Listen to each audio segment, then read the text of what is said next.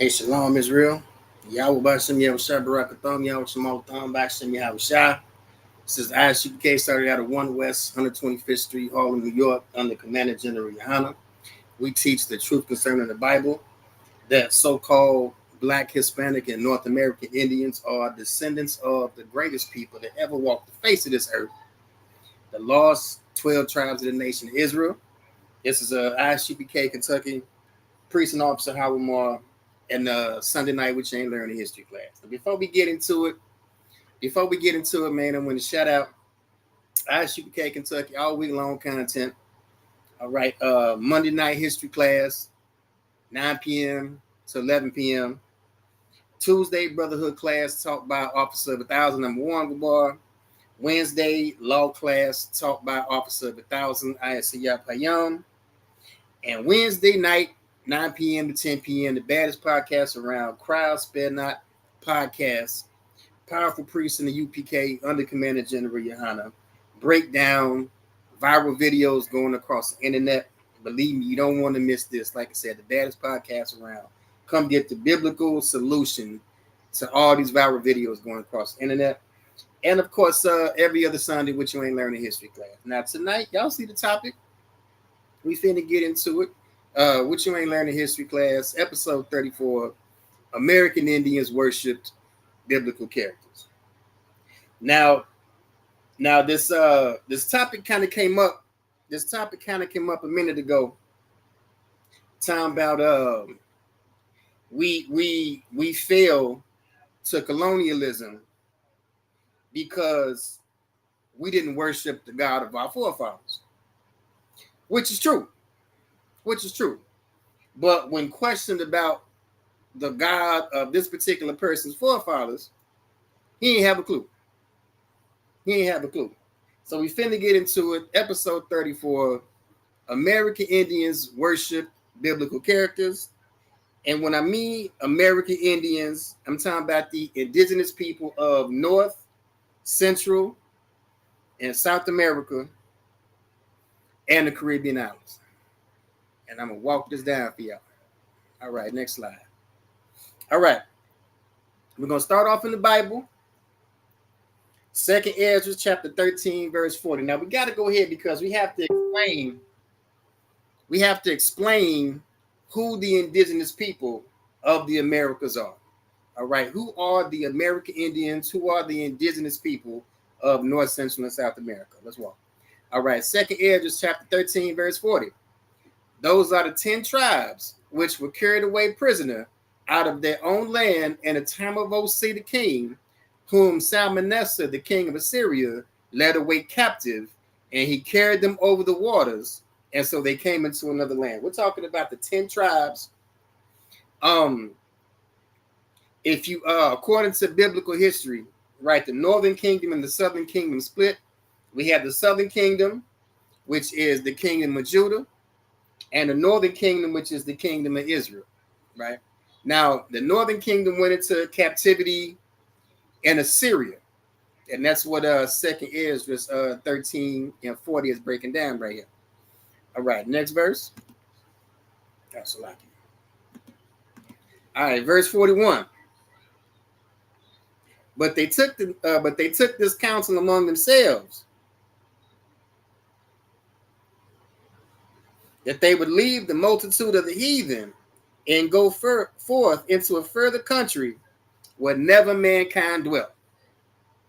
All right, so the 10 tribes of Israel that was in captivity in Assyria, they said they would leave the multitude of the heathen, or we said we would leave the multitude of the heathen, go forth into a further country where never mankind dwelt. So we're talking about a place where never mankind dwelt. That's your clue. That's your clue right there. That it's talking about the indigenous people of the Americas. When it's talking about a land where mankind never dwelt, it's talking about the Americas. All right, it's talking about North, Central, and South America. It's talking about the 10 tribes of Israel after leaving our captivity in Assyria. We migrated to the Americas where never mankind dwelt. So we're talking about We're talking about the indigenous people of the Americas, North, Central, and South.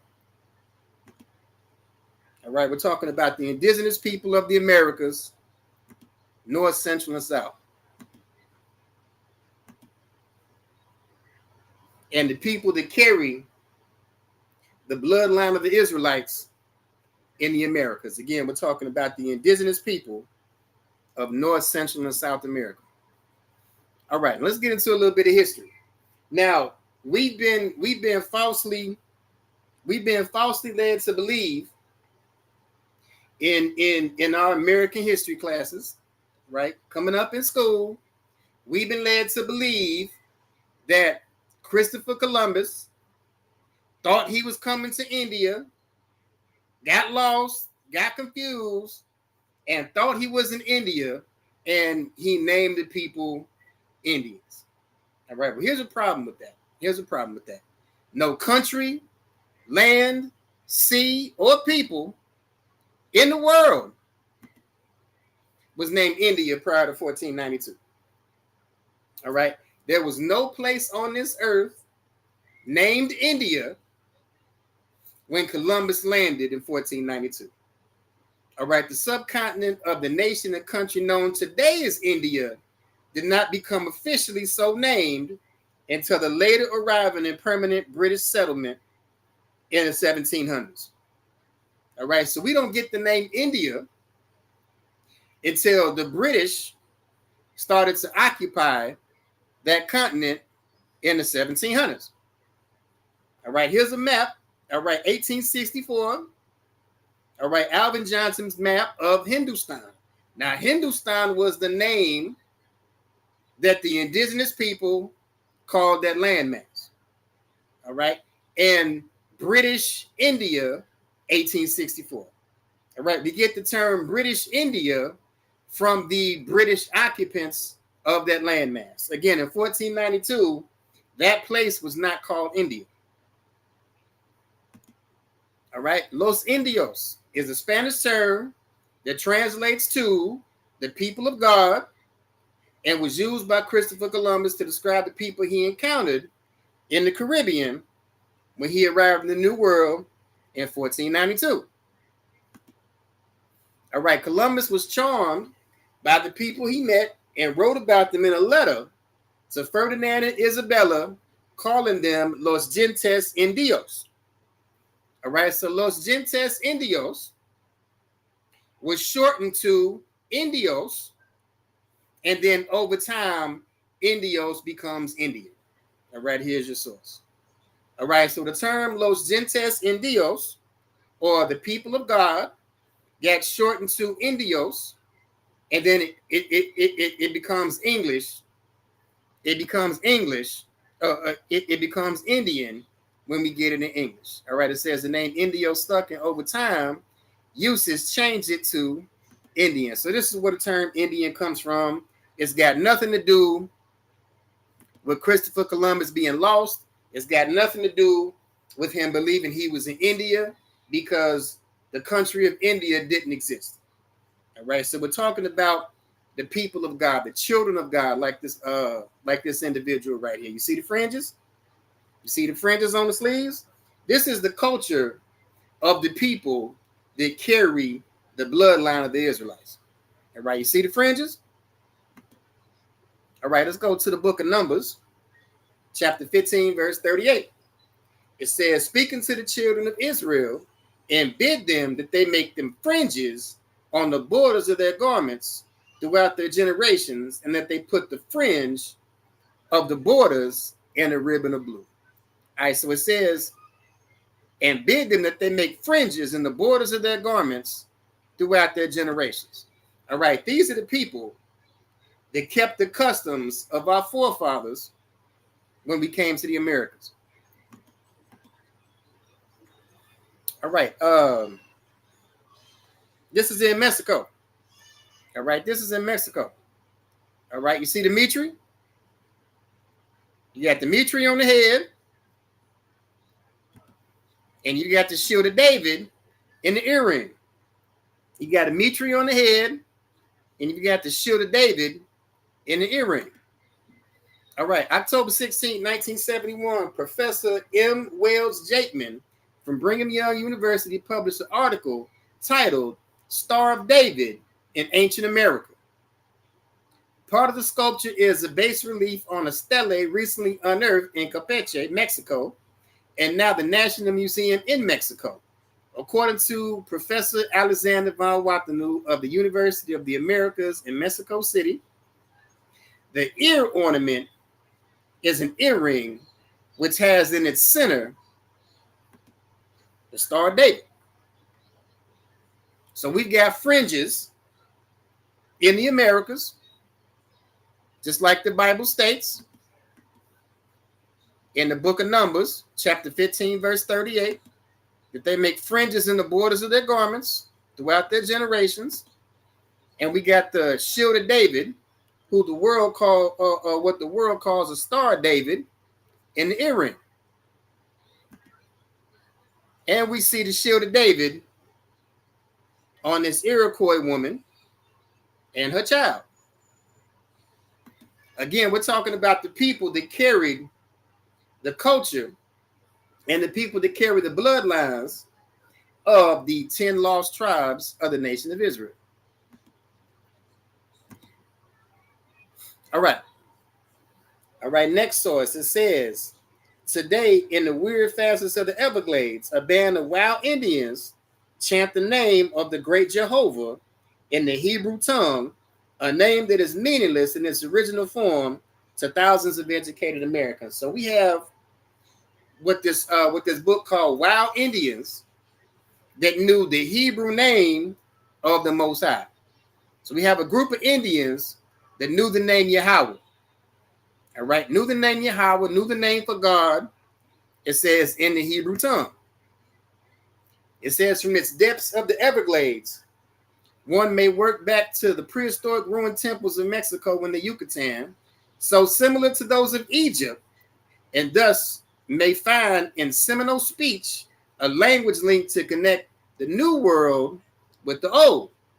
Is this single word is verified by Bishop Gray, the keynote to the history and origin of the North American Indians. So it's talking about the people of Mexico, the people of the Yucatan, the people of Florida, the Seminole Indians, right? It says a language link to connect the new world with the old. Well, that language link it just said is Hebrew. All right, the language link it just said was Hebrew. All right,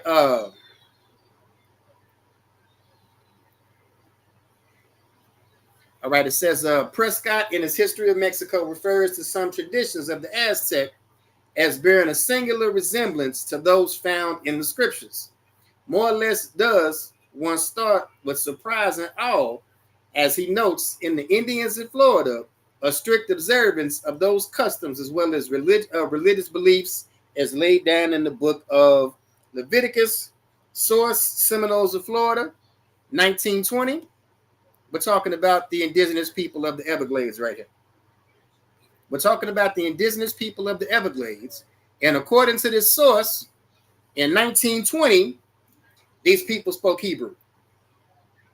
Not only did they speak Hebrew, they connected these people to the indigenous people in Mexico and the Yucatan. All right, it says there's a link between the indigenous people of Florida and the indigenous people of Mexico and the Yucatan. Again, we're talking about the indigenous people of the Americas, and we're going to get into the indigenous people, the American Indians, worshipped biblical characters. But again, we're just talking about the people that carry the bloodline of the Israelites, the people that carry the bloodline of the 10 tribes of Israel that were captive in Assyria, and how we came to the Americas. All right, let's get into it. Mayan flood stories. The Popol Vuh is a text recounting the mythology and history of the Quiche, one of the Mayan people that inhabits parts of Mexico, Belize, Honduras, and El Salvador. All right, here's the oldest surviving copy from about 1700. All right, it says in the Popol Vuh, the gods created three creations before the human race that would worship their creators. The three previous creations were destroyed, and the human race was drowned in a great flood. So we're talking about a flood story out of Mexico. All right, it says it also described a time when all the nations spoke the same language and gathered together at a place called Tulan. Of this place, it says it was there that the languages of the nations would change. Their languages came to be different. They did not hear each other clearly when they came from Tulan. Thus, they split apart. So we're talking about a catastrophic flood story that destroyed mankind. And then afterwards, we're talking about a time when everybody spoke the same language and the languages split apart. All right, let's drop that. Let's go to the Bible, book of Genesis, chapter 11, verse 9. Book of Genesis, chapter 11, verse 9. Therefore is the name of it called Babel, because the Lord did there confound the language of all the earth, and from thence did the Lord scatter them upon the face of the earth. So in the Popol Vuh, it's talking about the very same stories in the book of Genesis. All right, talking about the very same stories in the book of Genesis. All right, Toltec flood stories. Toltec flood stories. The Toltecs had traditions that told of an ancient flood, which they say occurred 1,716 years after the creation of the world, and only a few escaped the flood, floating inside an enclosed vessel. All right, this is a Toltec story.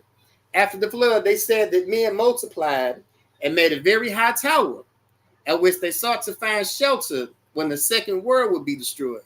In time, the languages were changed, and not understanding each other, the people went to different parts of the world. All right, here goes the Toltecs, ancient Toltec society. All right, here goes the pyramids in Mexico, just like the pyramids built in Egypt. And again, it's also telling a flood story, just like the story in Genesis 11:9. And the Toltec are still here today. All right, the descendants of the people that built these monuments, that built these pyramids, and told these stories, their descendants are still here today. Again, we're talking about the indigenous people of North, Central, and South America, and that we carry the bloodline of the 10 lost tribes of the nation of Israel. All right, it says from George Catlin, early 19th century explorer, it says among 120 different tribes that I have visited in North, South, and Central America, not a tribe exists that has not related to me a distinct or vague tradition of such a calamity in which 1, 3, or 8 persons were saved above the waters on the top of a high mountain. All right, 8 persons were saved above the waters on top of the high mountain. All right, let's go to the book of 1 Peter chapter 3, verse 20.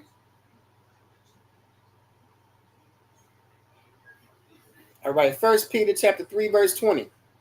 Which sometime were disobedient, when once the long suffering of God awaited in the days of Noah, while the ark was preparing, wherein few, that is, 8 souls, were saved by the water. All right, so the Toltec is telling the very same story that we get in the biblical account. So now that we've got a brief overview of who the indigenous people of the Americas are. All right, now again, this is not a 12 tribe breakdown. All right, if you want the 12 tribe breakdown, the baddest one in recent years was broken down by Captain of 10,000 Captains up in headquarters. But this is more to give you kind of a brief synopsis of who the indigenous people of the Americas are. And now we're going to get into the worship of biblical characters in ancient America. All right, the worship of biblical characters in ancient America. All right, what you ain't learned in history class, episode 34, American Indians worship biblical characters. All right, Tanasa. All right, Tanasa was known as the mother of corn, Our Lady, and the Great Mother. All right, the Great Mother. She was known as the mother of all. All right, she was known as the mother of all. And if you look at the rope around her waist, that belt around her waist was the ancient Mexican chastity belt. All right, an ancient Mexican chastity belt. And you notice she's got 2 kids right here. All right, let's go to the book of Genesis, chapter 3, verse 20. Book of Genesis, chapter 3, verse 20. And Adam called his wife's name Eve because she was the mother of all living. Well, this woman here, all right, Tanatsin, was known as the mother of corn, Our Lady, and the Great Mother. All right, now Tanatsin is really just a placeholder for a lot of feminine goddesses that the ancient people of America used to worship. All right, again, this is a chastity belt. You see, she's got 2 children, and she's known as our Great Mother. All right, a stone figure of Tanatsin found, all right, at a museum in Mexico. All right, here's another image, and this is the location where it's at currently. Now we finna get into the worship of Tanatsin here in a minute, and who she represents, and a proof that the indigenous people of the Americas worship biblical characters. All right, it said it has been asserted that the word Guadalupe in this appellation may derive from a word meaning the one who crushes the serpent. Now, another name for Tanatsin that we'll get into in a minute, another name for Tanatsin was called Our Lady of Guadalupe.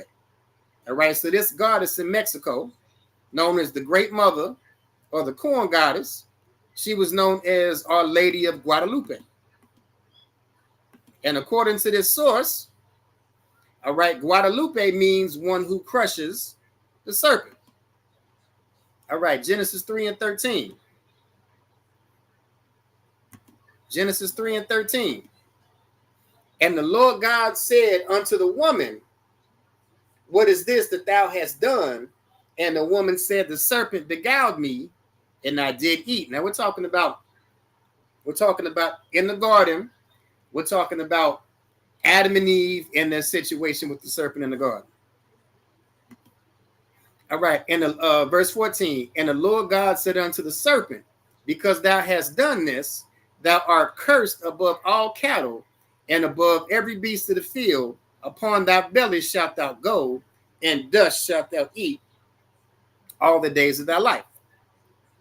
Verse 15, and I will put enmity between thee and the woman, and between thy seed and her seed. It shall bruise thy head, and thou shalt bruise his heel. All right. And Our Lady of Guadalupe, or Tanatsin, was known as the one who crushes the serpent. All right. So it's making a reference. This ancient goddess of Mexico is making a reference to the biblical Eve. All right, making a reference to the biblical Eve. Again, Guadalupe is known as one who crushes the serpent. And if we read Genesis 3 and 14, it says, I will put enmity between thee and the woman, and between thy seed and her seed. It shall bruise thy head, and thou shalt bruise his heel. All right, here's another image of Tanatsin. All right, there's the snake. And these two children right here fighting. Now, according to the story, one of them is going to murder the other. All right, this is from the Codex Vaticanus 3733. So we've got Tanatsin, the serpent, and 2 children fighting, and one is going to murder the other. Now, we know in the ISUPK and the Commander General Yohana, we know that the serpent in the garden was not a literal serpent. All right, so this goes to show right here that even in this time in Mexico's history, the children of Israel were already going into idolatry. All right, already going into idolatry. But we have Tanatzin, the serpent, and we have two children fighting. And again, according to the story, one is going to murder the other. All right, let's go to Genesis 4 and 8. Genesis 4 and 8. And Cain talked with Abel, his brother, and it came to pass when they were in the field that Cain rose up against Abel, his brother, and slew him. So there's a story in Mexico about a woman and a serpent and about one brother who murders the other. All right, it's telling the very same story that's in Genesis 4 and 8. All right, let's walk this down. All right, the Virgin of Guadalupe. All right, I said earlier that the rope that was on the waist of the statue, that's an Aztec chastity belt. All right, and Tanatzin was also known as Our Lady of Guadalupe and also known as the Virgin of Guadalupe. All right, back to the Bible, Isaiah 7 and 14. Therefore shall the Lord himself shall give you a sign. Behold, a virgin shall conceive and bear a son and shall call his name Emmanuel. All right, the sign is a virgin shall conceive. Again, if we go back towards the beginning, all right, this rope is an Aztec chastity belt. So we're talking about a virgin that conceived. Talking about a virgin that conceived. Now, again, we know in the UPK under Commander General Yohana, we understand that that virgin in this particular context just means a young woman and not a literal virgin, how we use the word today. But again, it's telling the very same story that's all through the Bible. All right, here's our Virgin of Guadalupe. Now, later on, as the Spanish and Portuguese began to conquer, they turned this particular goddess into the Virgin Mary. All right, but these images, all right, these statues and the worship of Tanatzin is older than any Spanish or Portuguese occupation. All the Spanish and Portuguese did was took a goddess that the indigenous people already had, changed the name, and called it the Virgin Mary. But as you can see, it's an indigenous woman. It's not the so-called white woman that they show in the images of Virgin Mary today. All right, it says in a 16th century chronicle of the conquest of Mexico, frequently depicted a young woman with black hair, dressed in a long skirt and richly patterned blouse. She stands at the right-hand side of Conquistador Cortez. She seems to be listening intently. Sometimes a finger is raised as if she is explaining something. This is the figure known as the Weeping Woman. Now, Tanatzin was also known as a weeping goddess. All right, she's also known as a weeping goddess. All right, it says La Llorona, usually translated as the Wailing Woman, is a legendary figure deeply ingrained in Mexican culture with various incarnations. She is often presented as an apparition of a woman dressed in white, found by lakes or rivers, or sometimes at crossroads. And this is here right here. All right, this is her right here. All right, this is another form of the Mexican goddess Tanatzin. All right, again known as the mother of all. She was a corn goddess. She was known as a weeping woman. One of her sons killed the other, and she wore the chastity belt, and she was known as the virgin goddess that had two sons. All right, so again, showing that the indigenous people of the Americas worship biblical characters.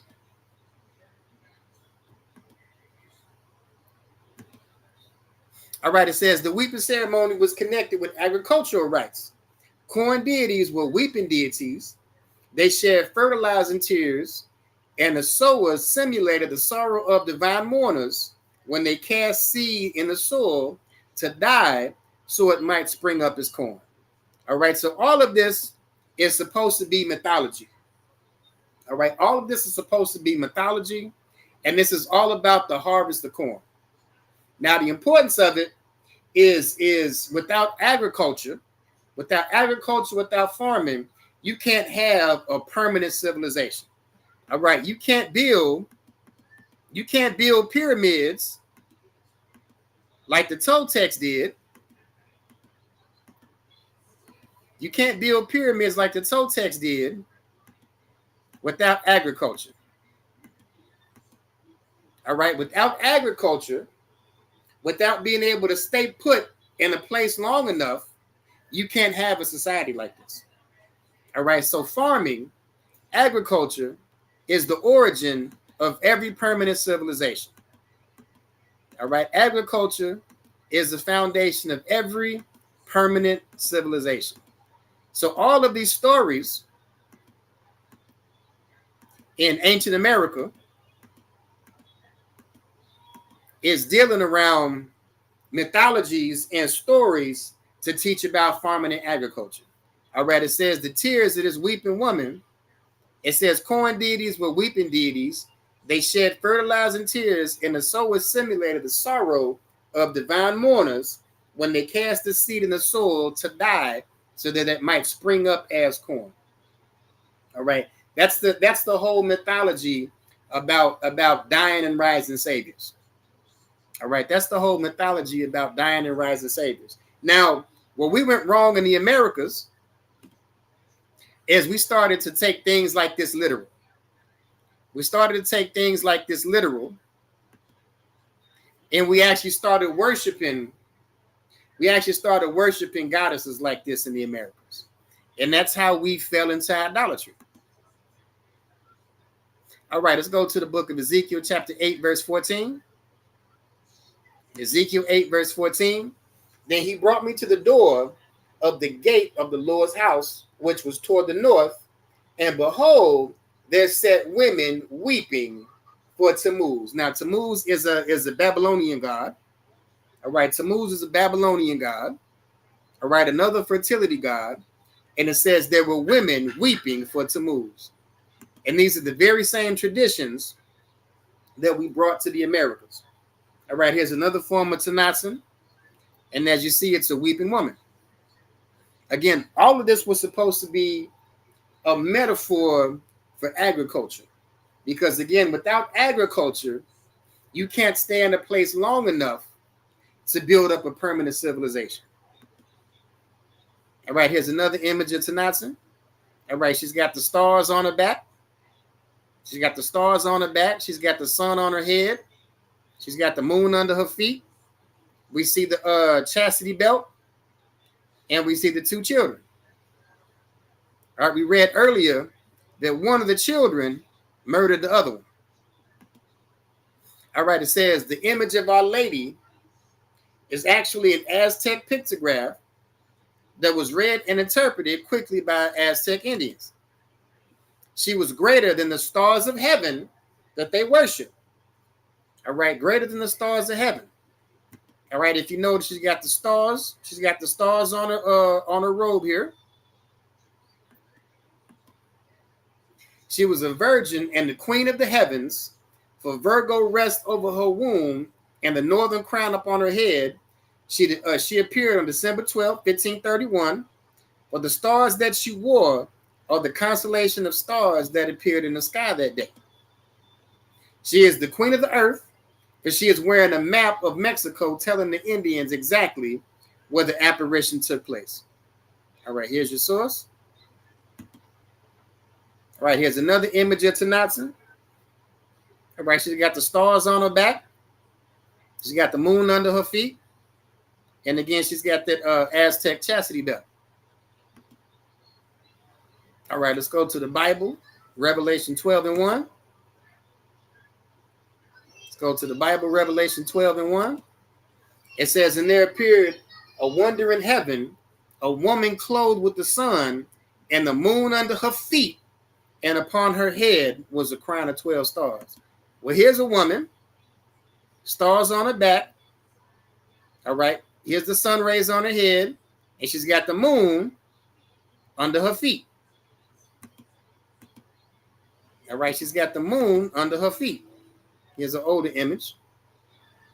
Again, the stars on her back, the moon under her feet, the sun on her head, the chastity belt, and the 2 children. All right, here's another image. All right, got the stars on her back, the moon under her feet. All right, this is the female goddess that the ancient people of America worship. And then when the Spanish and the Portuguese brought Christianity, they just took this deity, they took this goddess and said it was the Virgin Mary. All right, but this worship took place in the Americas long before the Spanish or the Portuguese ever arrived.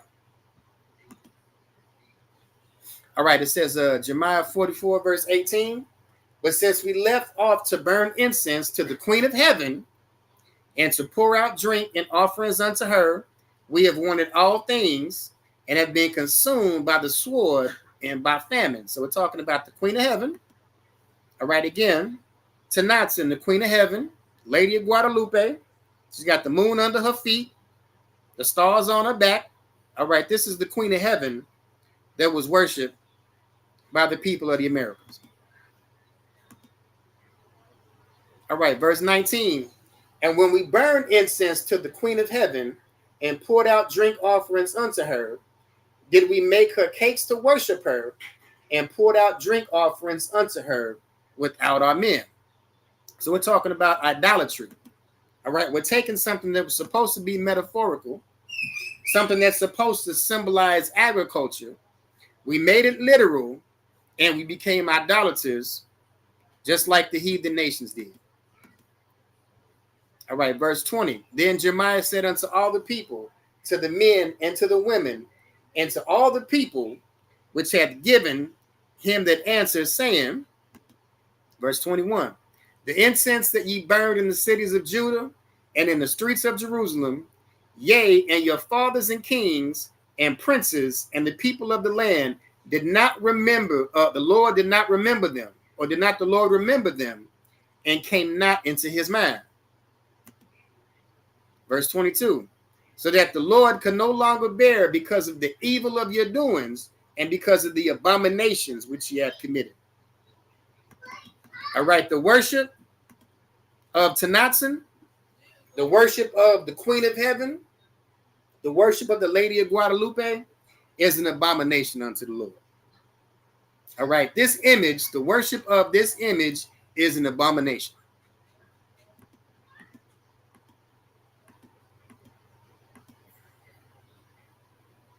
All right, therefore is your land a desolation and an astonishment and a curse without the inhabitant as at this day. All right, Jeremiah 44 and 22, so that the Lord can no longer bear because of your evil doings and because of the abominations which ye have committed. Therefore is your land a desolation and an astonishment and a curse without an inhabitant to this day. All right, so our lands became a curse. All right, our lands became a curse when the Spanish and Portuguese arrived. All right, and we fell into idolatry, and the Lord wasn't with us. All right, the Lord wasn't with us. We fell into idolatry. The Lord was no longer with us, and we were conquered by the Spanish, the Portuguese, the French, the British, etc., and all of these other European nations that conquered and subdued the people of the Americas. All right, here's another corn image of a corn god and goddess. All right, again, all of this was supposed to be about a mythology dealing with agriculture. All right, so this is in Mexico. All right, Quetzalcoatl and 5 grass flank of corn that symbolizes a sacred point that pierces and connects the heavens and the earth. So we're talking about corn gods and goddesses. Again, all of this was supposed to be about agriculture. All right, knowing when to plant, when to harvest. All right, knowing when to plant, when to harvest. Like I said, you can't have a permanent civilization without agriculture. All right, let's go to 1 Chronicles chapter 12, verse 32. 1 Chronicles 12 and 32. It says, "And the children of Issachar, which were men that had understanding of the times, to know what Israel ought to do, the heads of them were 200, and all their brethren were at their command." All right, so Issachar is the so-called Mexican today. All right, and all of the tribes in Mexico. And it says the children of Issachar, which were men of the children of Issachar, which were men that had understanding of the times. All right, you have to have understanding of the times in order to know agriculture. All right, now we have corn here, which is the most important grain in the Americas. All right, Indian corn. All right, again, the most important grain in the Americas. And today, it's the number one outsourced grain throughout the world today.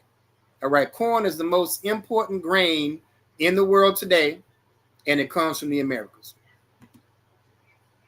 All right, Genesis 1 and 14 says, "And God said, let there be lights in the firmament of the heaven to divide day from night, and let them be for signs and for seasons, and for days and for years." All right, you have to know the signs and seasons and the days and years in order for agriculture to work. You have to be able to determine, all right, when to plant, when to harvest, when to pull. All right, when to buy, when to sell. Again, without agriculture, a permanent civilization doesn't work.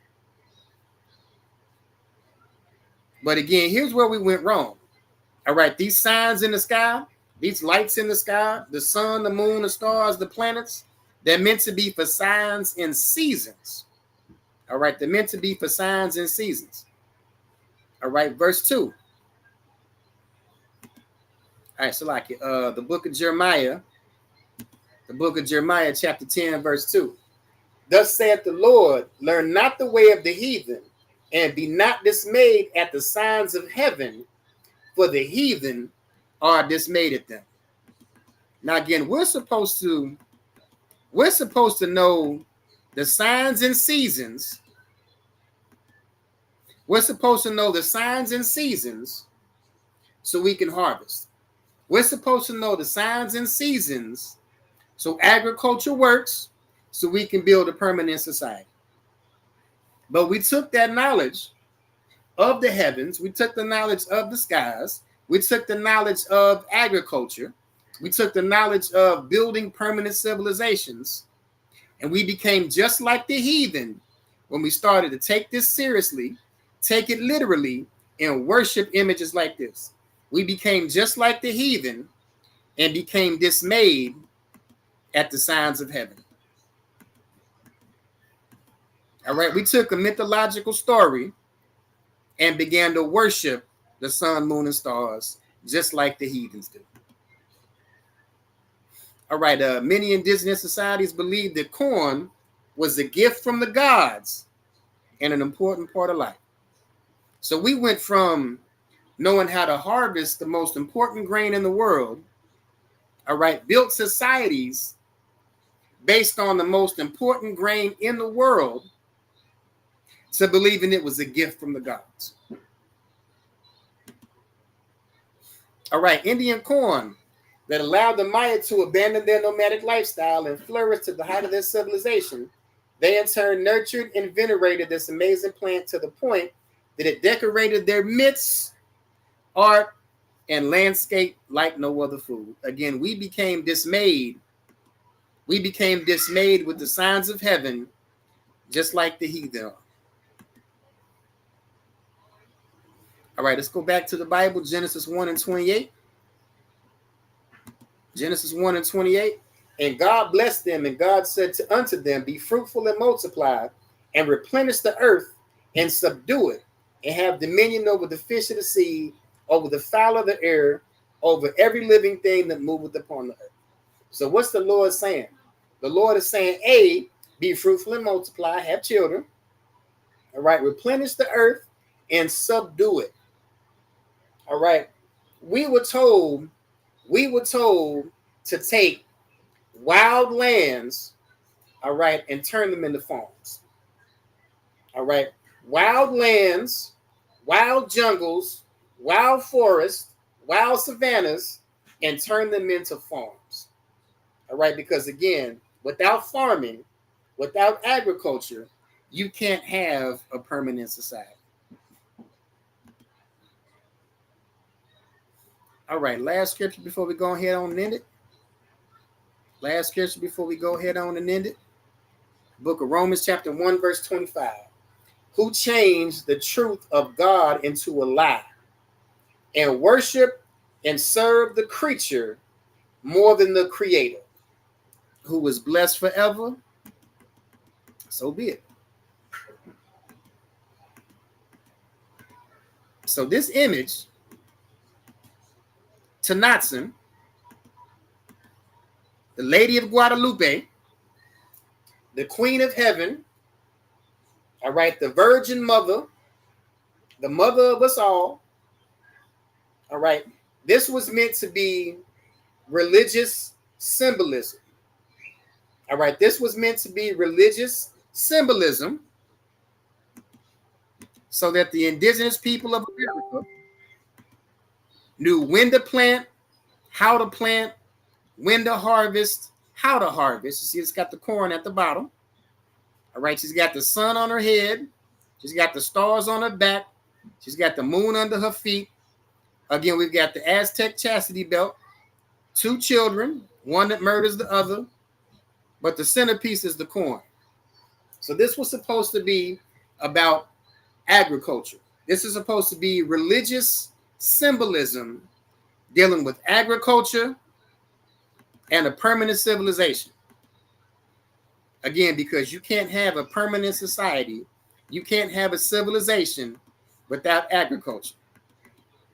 But what did we do? We changed the truth of God into a lie and began to worship and serve the creature more than the creator. All right, and that was the fall of the indigenous people of the Americas. We fell into idolatry, and because we fell into idolatry, the Lord wasn't with us. And because the Lord wasn't with us, the Portuguese, the Spanish, the French, the British came over, fought wars, won the wars against the indigenous people, conquered and subdued the Americas, again, because the Lord wasn't with us, because we began to serve the creature more than the creator. All right, so with that, all right, What You Ain't Learning History Class, episode 34, American Indians Worship Biblical Characters. With that, Shalom, Yahweh B'Shem, Yahweh Shabbarakatham, Yahweh Shemalatham, B'Shem, Yahweh Shah. Class dismissed.